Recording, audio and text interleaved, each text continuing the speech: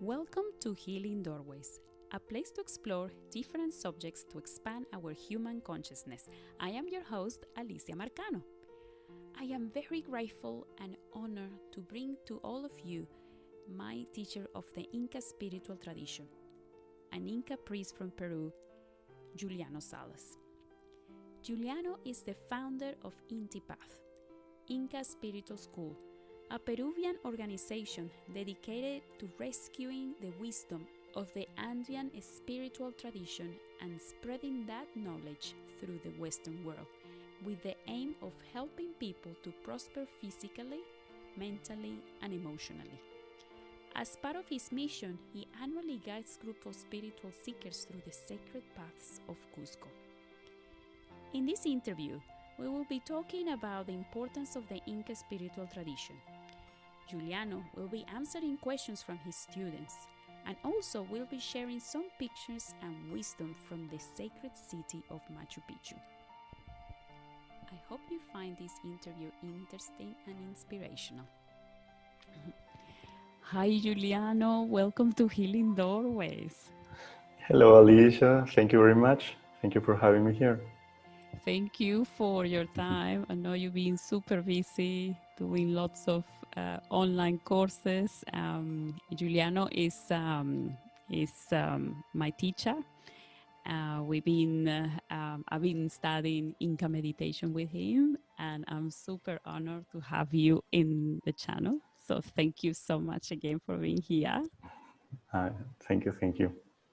Hi, Giuliano, can we start talking about the spiritual Inca path? Why is so important during this time that our world is living, and what makes it so special? Our spiritual tradition, it's very old, very ancient. It began at least maybe 10,000, 9,000 years ago. So it's truly one of the oldest in the world. Just to mention a fact, when the Egyptians were building the first pyramids, before the Great Pyramids, just the first pyramids, we already had pyramids in Peru, 600 years before that. And we have cities planned astronomically and astrologically, because from the very beginnings, we understood the importance of being in harmony with what happens on with the stars, with the planets, their influence over us. So that's why we had in the past, and we still are, astrologers, priests of the earth, but we take consideration of the movements of the stars. And we developed a respect and a relationship of love with the Pachamama, so with Mother Earth, and among us. We were a big state on the old days. Our country was almost the length of South America, from Ecuador to Chile. And we were a society where everybody was happy. Everybody lived in harmony. And so the masters, the teachers from the old days have lots of lessons that have arrived to our days, and which we can still use for our personal development and for our social development. Our hope with our school is not only to preserve our tradition, but to pass it to the next generations, so that we can live again in harmony, happily, and with a balanced society. Among that, of course, is the fact that the energy in Peru is just amazingly overwhelming, and nowadays they say that the spiritual point on the earth, from where the light enters to the earth, has shifted. In the past, it was the Himalayas. It was a male energy that entered the earth, and that's why most societies were more male-oriented. more masculine. And now this energy is because of the shift in the eras as well.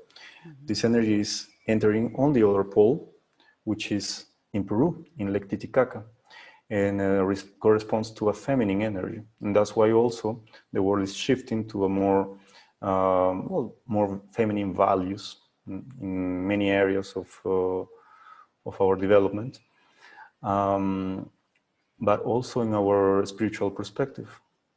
And so just for this reason, it'll be so valuable to know a little bit of our spiritual tradition, a little bit of our path, and to try to integrate the ancient practices into our daily lives. Wouldn't it be nice that we go back to old living in harmony again, like back in the days? And we can, and we will.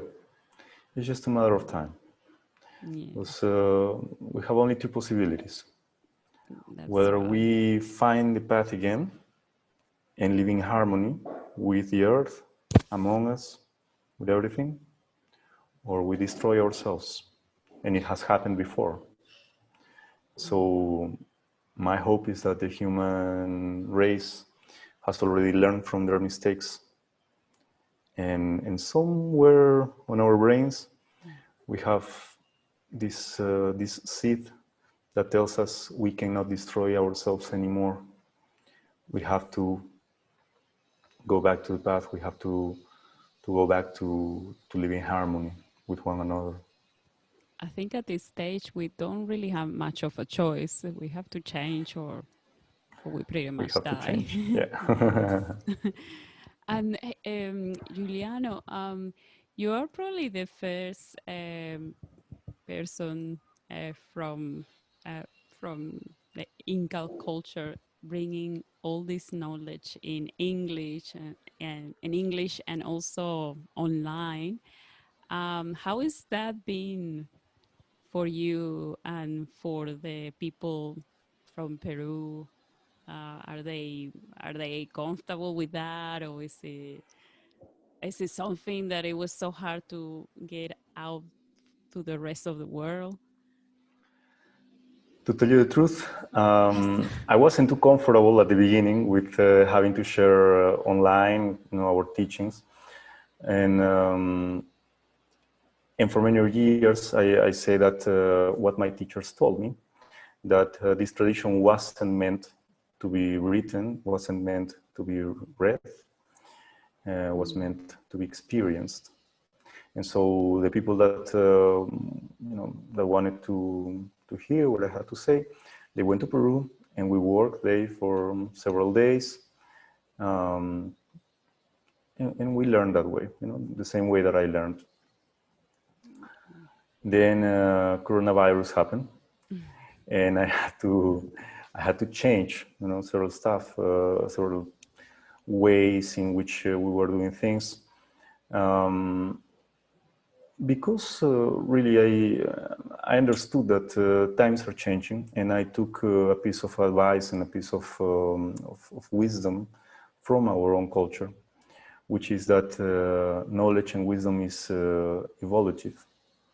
So the Incas understood this perfectly, and also the pre-Incan cultures, and they didn't close their minds to new knowledge. What they did was always on the look for something new that could help enhance what they already have. So based on their strong principles, on their strong values, they kept building. For example, looking for newer, better ways to build their temples, their houses, their cities, looking for more medicinal plants that could be more beneficial, looking for ways to organize society in a more fair way. So I think it's important to keep that notion and to keep our minds relatively open. We're now in the Aquarius era, and this era is characterized by Uranus and Aquarius, which talk about innovation and talk about transcending the borders, transcending our mental frames. So, and of course, it has also its negative side, which is one of superficiality. but we at least have to open the knowledge. And then for those who these things resonate within their hearts, this knowledge can be transformed into wisdom when they apply it into their daily lives. I mentioned this negative aspect of being too superficial. It's true, because we have so much. We are now able to go to Wikipedia and in one 20-minute session go from ancient Christianity to ritual magic to Inca tradition to Buddhism, and then step out of the computer and completely forget about everything. So it's one of the dangers, but my hope is that we can share this with our hearts and with our best intention, and that the people that is listening could really take it also into their hearts. Yes. And we are very, very pleased and appreciate what you're doing, because it's been amazing. Well, I've been doing it for, has it been 6 weeks now? 5, 6 weeks. And it's very simple and very easy to understand. And yet it's not easy. It's a lot of work, like internal work. And is beautiful. It's a beautiful tradition, and I'm very grateful to have the opportunity to be part of this group. Um, and we do have, I don't know if you want to jump into the questions. So we have some questions from my fellow students. Sure. My fellow students. So one of them was from Michelle, from United States, and she was asking if you could share some ideas of how to incorporate rituals and meditation from the Inca tradition as a way of life to create radical change in our perspective. Big question.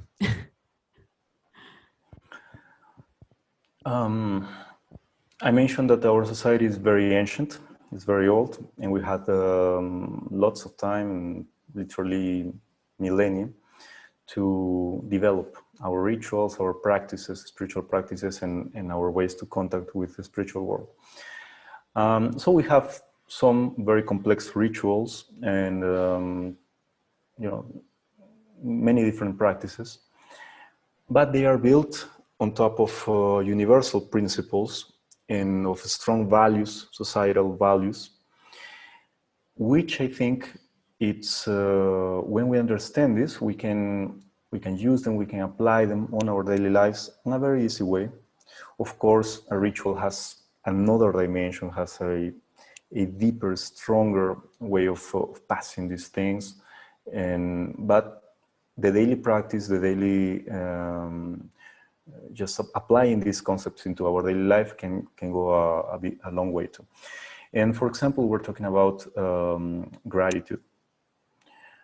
Being grateful is one of the pillars of our practices. We have many different rituals to do this, but an easy, very easy thing that you can do every morning is simply say thank you for the little blessings that you have in your life, for having a plate of food. And it sounds even silly, it sounds so simple that many people would say, I already read about it. I already, the Buddhists say the same, the Christians say the same, so one more person saying the same, But then do it. Give it at least a chance. Do it and practice it for 20 days, 30 days. I promise you will see a change, a switch in your life, in your vision of the world. What happens when you say thank you from your heart? You don't even need to verbalize it. But when I have a glass of juice, a piece of fruit, a piece of bread on my table every morning, I truly feel special. I truly feel blessed for having this food because I could not have it. And there were many times where I didn't have them. And so I think I think the concept of being rich and poor is something very relative. You know, if you ask a rich or a well-off person if he considers himself rich, he'll probably tell you no. And if you ask a very poor person if he considers himself rich, he will say no too. But without having much, I consider myself rich because I have enough to be happy. You know, having food on my table every morning makes me feel rich because I'm grateful for it. So if I'm grateful for it, I'm not lamenting not having enough. I'm not complaining for not having a yacht or not having my own house or whatever it is. I'm grateful and I feel blessed. I feel blessed for having a bed, for having a place to spend the night. So my advice is practice these little things, practice this, even if it sounds silly, give it a chance and see how it goes in 20, 30 days. I promise you, you're going to see a change, a positive one. Thank you, Giuliano. It's yeah, gratitude is really powerful. I practice it from time to time. Sometimes I forget, and I can feel the difference when I start practicing it again every day. And you get that enthusiasm for life back in your body, and it's great. So if everyone is listening, practice gratitude every day. Give it a chance.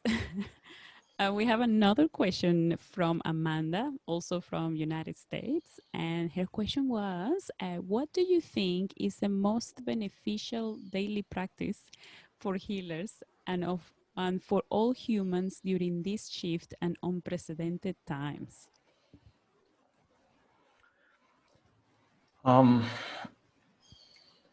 People need to learn to look inside with truth, with honesty. And as healers, I think our mission is to teach people how to heal themselves, so to give the tools. So this meditation, Inca meditation class that we are doing together, it's, I would more appropriately call it a self-healing practice, a self-healing system. And I think this is what we have to do as light workers or spiritual workers or however we might call ourselves. We have to give tools for people to do their own healing because nobody knows ourselves better than ourselves. If I go to a therapist, it's going to probably pass 1 or 2 years before I begin to really expressing myself and bringing all the things that happened to me and you know, and trusting the other person. And so on that moment, she is going to be able to do the techniques and to advise on how I can improve myself. But I already know everything about me. So who better than me to reach into my unconscious and my deeper emotions and being able to heal them. So that's why I think we all should have the tools. You know, in the highlands in Peru, we all are farmers and we don't have sophisticated machinery to do it. We simply have our chaquitacles or just manual tools, but we all have to plow the land and to work it. And it happens the same with our bodies, with our minds, with our emotions. We need to take care of our own health. Mm-hmm. Yes, thank you for that. and and there's a last question from Anne in Italy. She's asking, what do you hope for your students, for humanity and Earth by teaching the Inca meditation?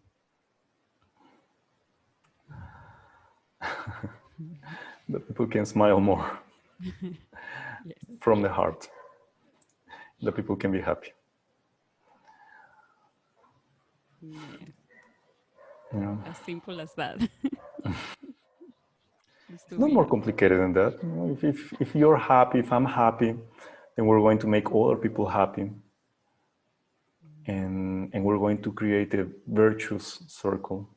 Society is going to be balanced. Society is going to be fair. We don't need more than that. It's true. Just realize that we can be happy with whatever we have now. Thank you for that, Giuliano. Now, do you want me to share some photos that you brought in? You wanna talk about it? Let me. Sure, sure. I'll just quick get them for you. Well, because I'm going to go sort of quick over this, but I still wanted to explain it. We call these gateways of consciousness, right? And what we're seeing here is this is a gateway portal in Machu Picchu. She's one of the sisters that traveled several times with us to learn over there in temples in the Andes. And the idea is, if you take a good look at this place, there is no physical door, and never was. There is no anchorage to set a door in there, and never was. So why to build this structure if there was no physical, no physical way to impede someone to pass to the other side? The idea was to set a limit, but a limit that could be transcended. So we find these puncus, as we call them, in several temples in Peru. Some of them are the most important, or have like a door inside a door inside a door. So there are like three kind of gateways, one within the other. And we do them that way because we want to express the notion that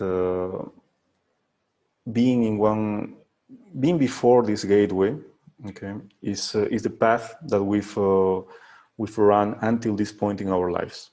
So the way we used to do things, our comfort zone, as I call it, or just how we feel, how we think, and we can reach until this point.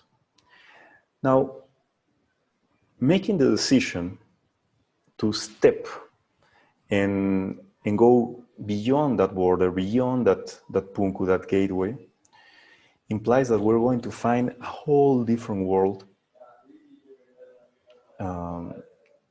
passing that limit. So it's naturally scary, but at the same time, we need to do it if we want to expand our consciousness, expand the way in which we feel life, in which we face life, and to have better opportunities. And that's what human beings have done for eons. They left a zone of comfort where they used to know the plants and the animals, and they say, well, maybe if I go to another region, maybe I'll find more food, I'll find a river, I'll find warmer temperatures. So they venture, risking their own lives. Now in these times, and what we have to do is just simply step and see what the other side can offer us. So going beyond our limitations, our own fears, our our own limits. Yeah. That's the notion that that the ancients wanted to express with these puncus, and that's why usually they put them at the end of pilgrimage routes. So after a very long path that took days by foot, they set one of these puncus, and for example, it was the entrance to Machu Picchu. Then it separated this long path, this long, trekking, where people suffered and suffered the elements and tiredness and not having food. And then you pass the punku and you enter the sacred city of Machu Picchu. Another complete different perspective of life, a city of light, truly. Mm-hmm. That's one of a gateway within another gateway. And well, each of these architectural details have a meaning. I'm going to actually do a presentation on the spiritual importance of Machu Picchu and explain all these details with more time. But just to talk about this, this is expressing notion that once we take the decision to pass the gateway, usually the universe helps us. It's like reality. They say, right? They conspire on our favor. But then another obstacle shows up.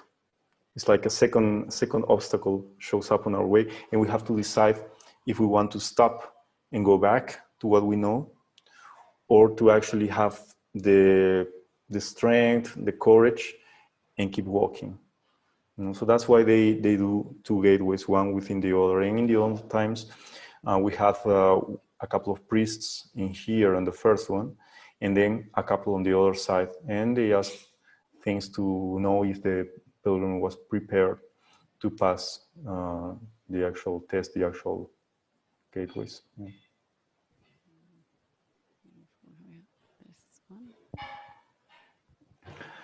That's sort of the same concept. That's the Putucusi mountain. Mountains are sacred in Peru because they are home to angelical spirits, and Putucusi actually means mountain of joy, hill of joy.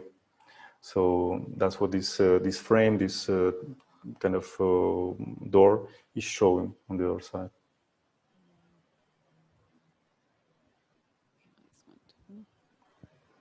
Mm-hmm. Well, in this case, we're seeing some alignments of windows and doors, and they built. That's Machu Picchu too. They built all these structures with a precise astronomical orientation.